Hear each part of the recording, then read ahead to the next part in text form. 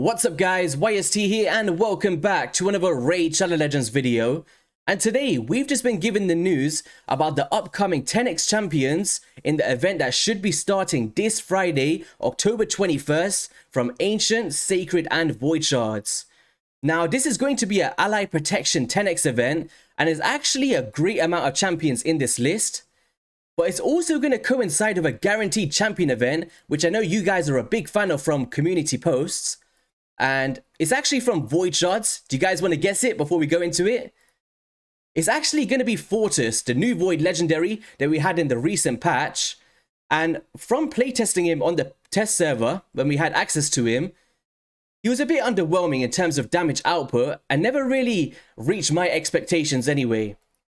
But if we do pull up the raid digest really quickly, there was actually a little post here about the Fortus fix, where Fortus is a new champion that came to Teleria a couple of days ago. You may not have encountered him yet, but his A3 of Astral Terrors is not packing as much of a punch as it should. So in the nearest big update, most likely 6.20, we will fix it and the damage will return to what we intended. So he's kind of due a buff, right, in terms of damage output. So there might be potential for him to really deal some nice damage with this secret skill here. But in terms of him, he's a nice little true fear champion. And for go second teams in the arena, I really think he is pretty unique in terms of what he brings to the table. But if you want to know how many shards you will need for this, you will need 80 void shards to guarantee your Fortus. But if you're chasing the other champions that is on this list, then it might be somebody you might want to go for. But just a quick disclaimer, before we talk about the 10x champions, we are kind of expecting a Halloween fusion. And traditionally with the Summon Rush events, you need around 5 to 7 sacred shards to max up those events, depending on what kind of fusion it's going to be, whether that be a fragment style or a traditional fusion. So just bear that in mind. If you kind of stuck on resources, just have a little think before you summon this weekend. But alright, 10x champions. The first one is going to be in the Lizardman, and it's going to be the champion that we all love in Krisk. You talk about Hydra Boss, you talk about the Demon Lord, you talk about progression, the arena. Krisk is probably top 3 best Void champions in this game. And yeah, he brings so much utility to the table with provokes, increased defense, increased speed. We've got ally protection, decreased speed on the A1. And he's just a whopper of a champion. And yeah, I guess if you're going for Fortus for your guaranteed event and you manage to pull a Krisk along the way, it will definitely be a happy time for your guys' accounts. Next up, kind of a unique champion in Kirita Watcher. I don't see too much use of her at the moment, but I really enjoyed her as a champ when I was playtesting her.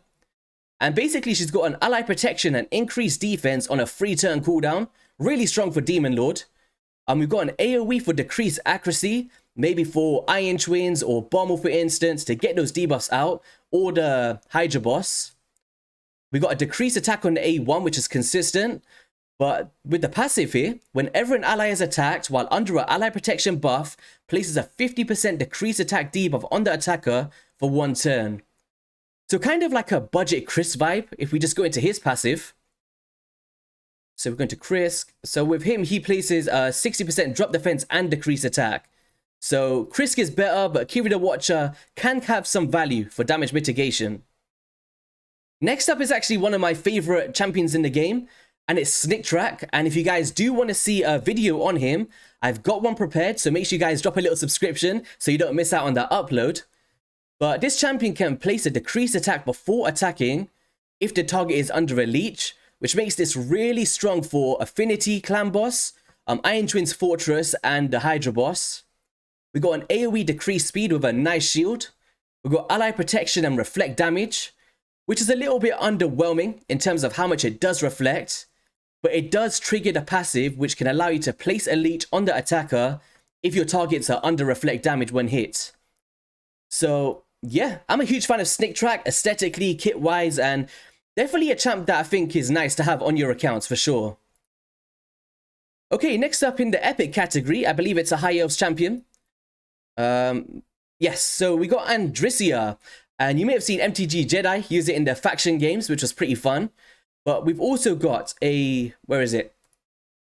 At the start of each turn, places a 50% ally protection buff for 2 turns on the ally with the lowest HP. Will not be placed on this champion, and can also place a strengthen and increased defense buff on this champion for 2 turns. We've also got an AoE, which has a chance of decreasing the duration of all enemy buffs and increases the duration of increased defense buffs by 1 turn. We then got a single target stun, which is really nice, and decreased crit damage on the A1, which, I don't know, I'm not a huge fan of it, but it is what it is. But also has a 75% chance of placing a stun debuff for 2 turns if the target does not have any active buffs. So single target but consistent stun there, but really nice champion. I actually like Andrisia. Next up, if you guys are really into clan boss, you're going to be wanting this one, and it's going to be Shadowkin, What Am I Doing in the Lizards, Taragi the Frog. Now, as you guys know, pairs really well with Underpriest Brogni in specific clan boss teams, and just clan boss teams in general. Basically, it comes down to decreased attack on the A1.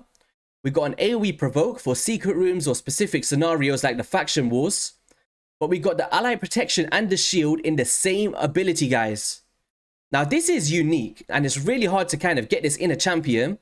We got reflect damage and heal increases by 2.5% for each poison on the enemy team. We've also got a passive that can put poisons back onto the attacker and occurs once per hit. So when you're facing Affinity Clan boss, you start to see a great value in the Toxic Blood ability. And aesthetically, you guys know what he looks like. He looks amazing. Alright, next up, my favorite Ogrin epic that I just spoke about with Nub Raids.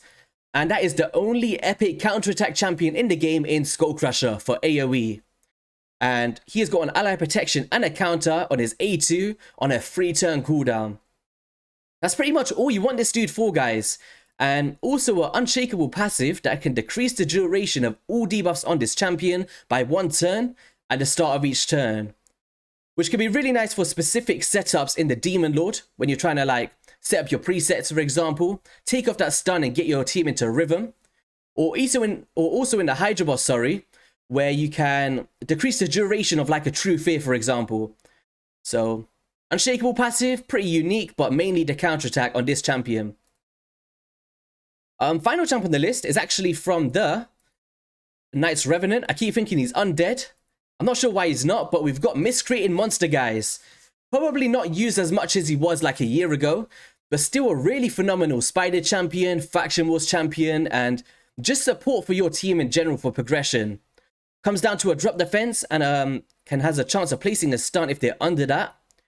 We've got an AoE stun, so we can stun off those spiderlings, for example, and places a shield buff, which is huge against that spider's lair.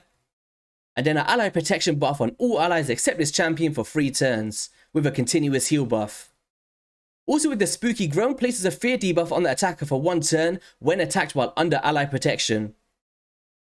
So that was all of the 10x champions that I've got on the side there, and the guaranteed champion in Fortus. You guys let me know if you will be going for this, or if you're just going to save your shards for the future Halloween events. I've seen that we had like a Deck of Fate coming up as well. I think it was in the event tab. Let's have a quick look. So Halloween Deck of Fate is kind of due in 20 hours. Kind of anxious to see what rewards we can get from this, but hopefully nothing trash anyway. But from what I've been seeing, I'm seeing a little 4-star there. It's a bit scary, a bit spooky, but we'll see how it goes, guys. So yeah, I'll catch you guys on the next one, and peace.